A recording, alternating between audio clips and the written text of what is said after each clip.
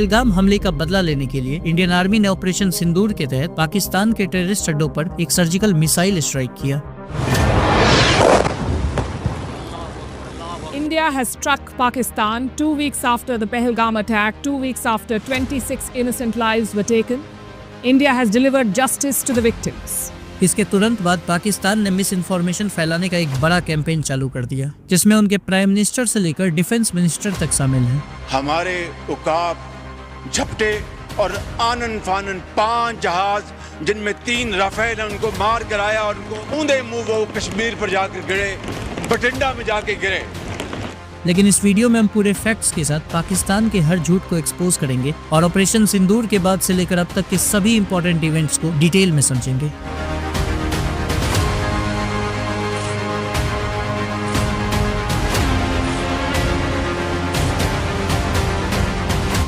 Operation सिंदूर, ये code name दिया गया उस इंडियन मिसाइल स्ट्राइक को जो 7 मई की रात पाकिस्तान के 9 टेररिस्ट टारगेट पर की गई थी। इसकी पहली जानकारी रात 1:44 पर इंडियन आर्मी ने एक डिटेल्ड प्रेस रिलीज में दी, जिसमें ये क्लियर किया गया कि हमला सिर्फ टेररिस्ट कैंप पर था, न पाकिस्तानी मिलिट्री को टारगेट किया गया, न ही किसी सिविलियन को। ये अटैक प्रिसाइज, मेजर्ड और नॉन प्रोवोकेटिव था। अगले दिन सुबह 10 बजे फॉरेन सेक्रेटरी ने भी एक वीडियो स्टेटमेंट में यही बात रिपीट की। आज सुबह, जैसा कि आपको ज्ञात होगा, भारत ने इस तरह के सीमा पार हमलों का जवाब देने और उन्हें रोकने तथा उनका प्रतिरोध करने के अपने अधिकार का प्रयोग किया है। ये कार्यवाही नपीतुली, नॉन एस्केलेटरी, अनुपातिक और जिम्मेदारी पूर्ण है। ये आतंकवाद की इंफ्रास्ट्रक्चर को समाप्त करने और भारत में भेजे जाने वाले संभावित आतंकवादियों को अक्षम बनाने पर केंद्रित है। लेकिन उसके बाद पाकिस्तान ने मिस इन्फॉर्मेशन फैलाना शुरू कर दिया। पाकिस्तान ने पहला झूठ ये बोला कि पाकिस्तानी एयरफोर्स ने एक इंडियन राफेल जेट को गिरा दिया और उसके कुछ विजुअल्स भी वायरल किए।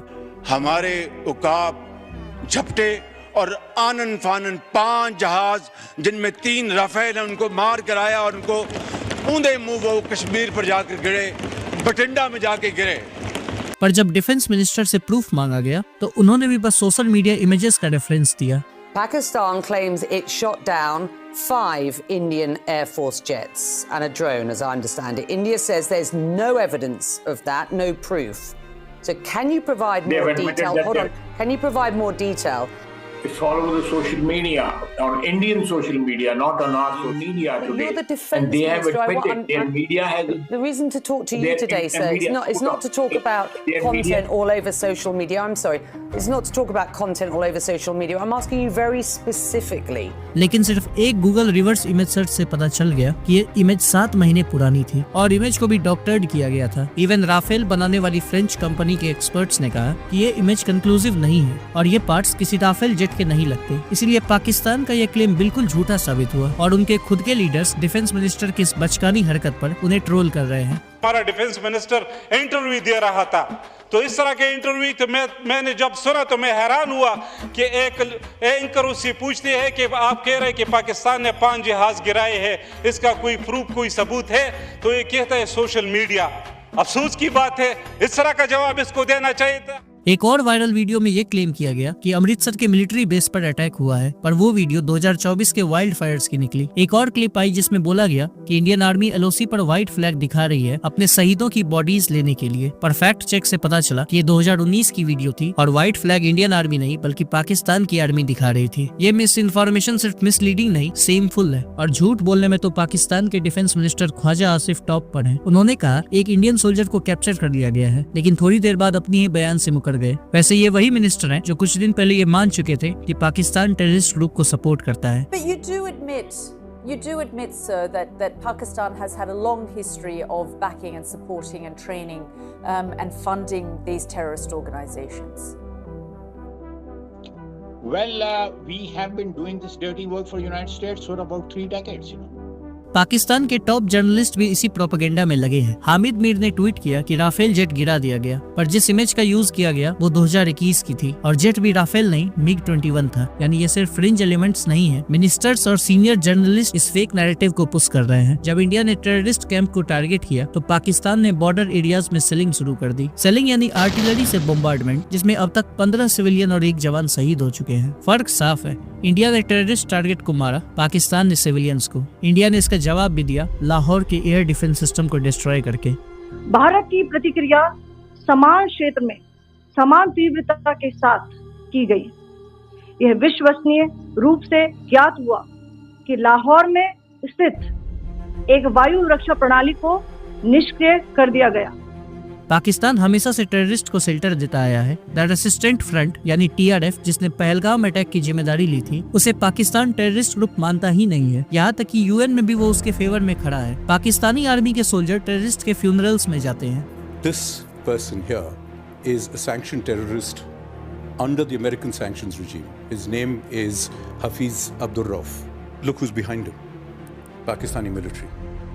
Look at the coffins there. They have the Pakistani national flag. If you're going to be giving terrorists state funerals, what does that make of your system? 26/11 का mastermind Hafiz Saeed openly rallies करता है। Indian parliament पर attack करने वाला Masood Azhar openly Pakistan में protected है। और कौन भूल सकता है कि ओसामा बिन लादेन, जो 9/11 का मास्टरमाइंड था, वो भी पाकिस्तान में ही छुपा मिला था। इन सब फैक्ट से साफ होता है कि पाकिस्तान टेररिज्म को एक्टिवली बैक करता है और इंडिया उसका टारगेटेड जवाब दे रहा है। हमारे लीडर्स, चाहे गवर्नमेंट हो या अपोजिशन, किसी ने भी बेतुके स्टेटमेंट्स नहीं दी। आज के मीटिंग में ये दर्शाता है कि हम सिर्फ सरकार बनाने के लिए राजनीति नहीं करते हैं, बल्कि देश बनाने के लिए राजनीति करता है। भारत एक मैच्योर डेमोक्रेसी है, ये चीज झलकता है। मैं ये मानता हूँ कि सारे पॉलिटिकल लीडर्स ने मैच्योरिटी दिखाया है।